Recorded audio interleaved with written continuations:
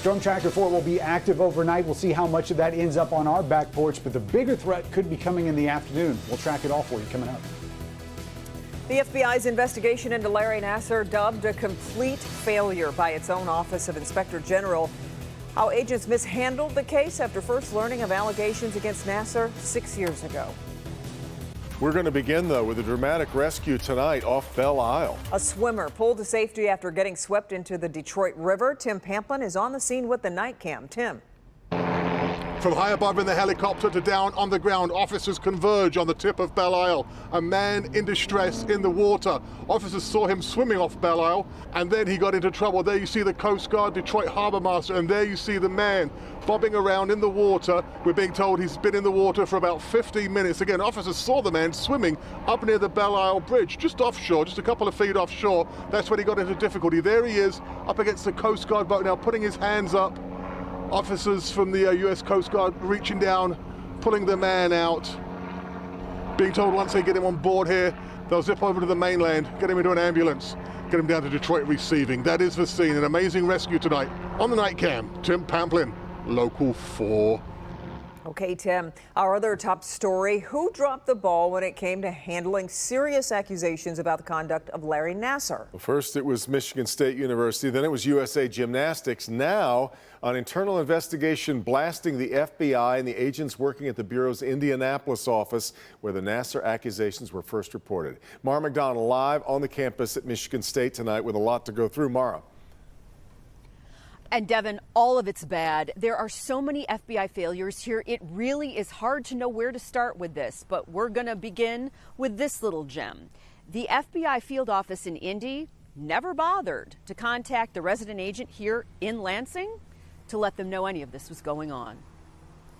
The Office of Inspector General's report is 119 pages that shows failure by the FBI from the get-go. Quote, despite the extraordinarily serious nature of the allegations and the possibility that Nassar's conduct could be continuing, senior officials in the FBI Indianapolis field office failed to respond to the Nassar allegations with the utmost seriousness and urgency that they deserved and required.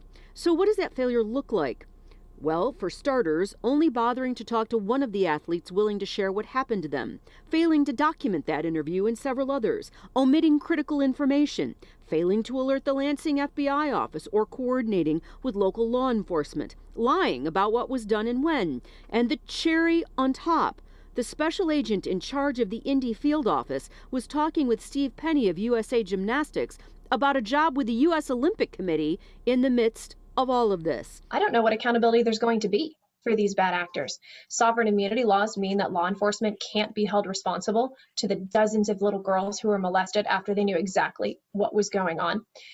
So the accountability is not accompanying the answers. And that's a problem that we deal with continually with law enforcement. There is no accountability for bad actors. Back here live, according to the FBI, that special agent in charge of the Indy field office has since retired. His SSA, his supervisory special agent, has been demoted because of this. And the assistant director of the FBI tells the OIG inspector that their view of this is that it is appalling what happened here. We're live on the campus of Michigan State tonight in East Lansing. I'm Mara McDonald. Local 4. Yet another amazing development in this long-running odyssey. All right, Mara. The threat of severe weather returns tomorrow. After a little bit of a break, let's check in with Ben and get a look at the timeline. Ben.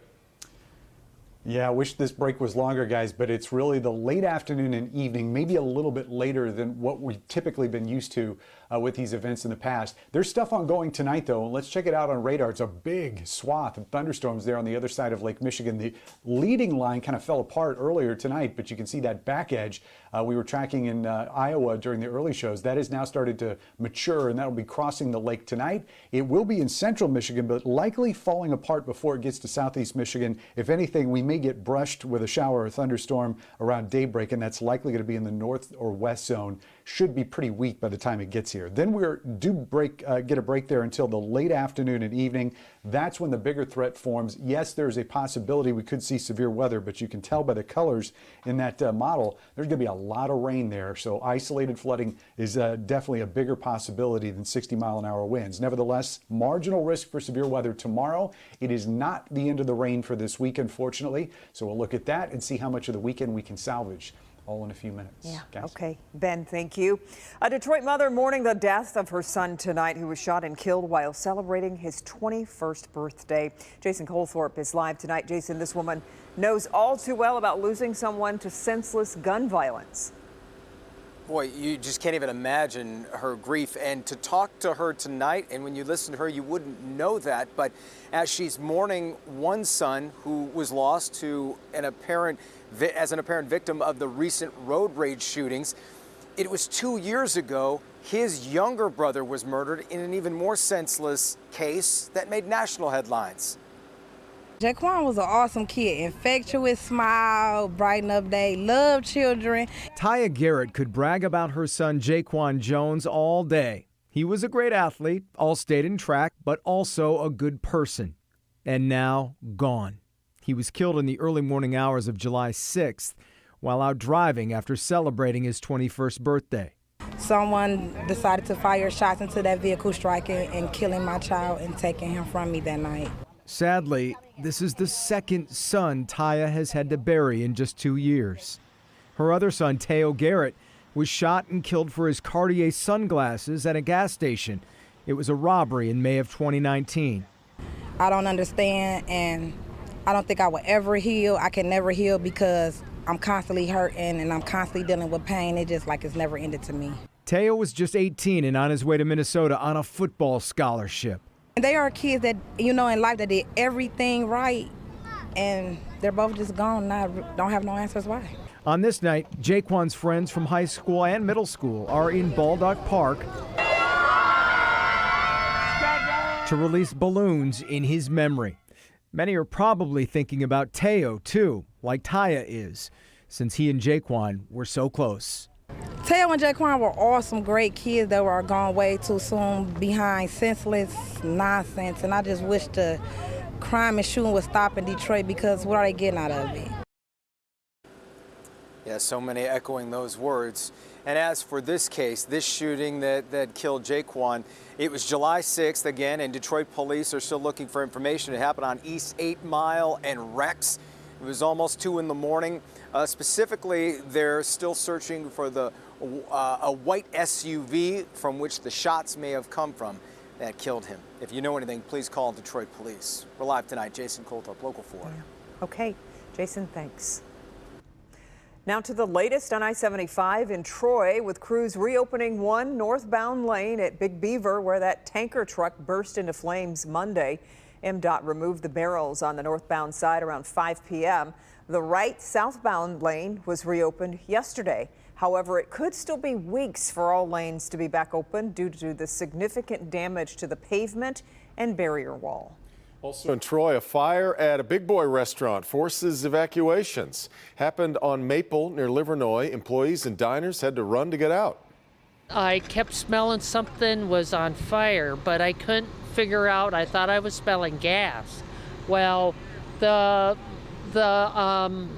owner's wife came in the back and said the building's on fire, everybody out.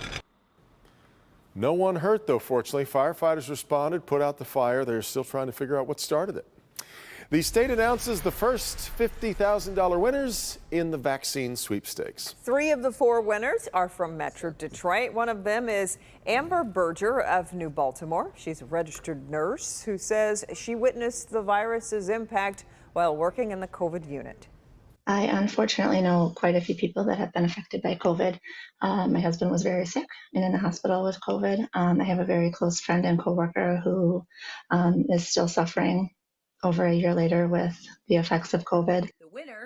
The sweepstakes runs through August 3rd. You can still enter to win. We've got all the details on our website. Click on Detroit.com.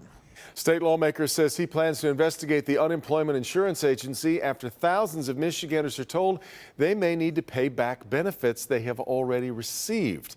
State Rep. Steve Johnson, chair of the House Oversight Committee, is launching the investigation after nearly 650,000 people got the email notifying them they need to requalify for benefits. The issue is about meeting federal qualifications, and anyone who received that letter has 20 days to refile. Still ahead, a big shakeup within the top ranks of the Michigan Republican Party. Resignation just announced after months of pushback after criticizing former President Trump. And another setback for a new development at the site of the failed Wayne County Jail project. New tonight, the big name who might be replacing Dan Gilbert to keep the project alive. But first, he smashed his way into this popular Wayne County store, stealing some very expensive items, but made a mistake during the getaway that led police right to him.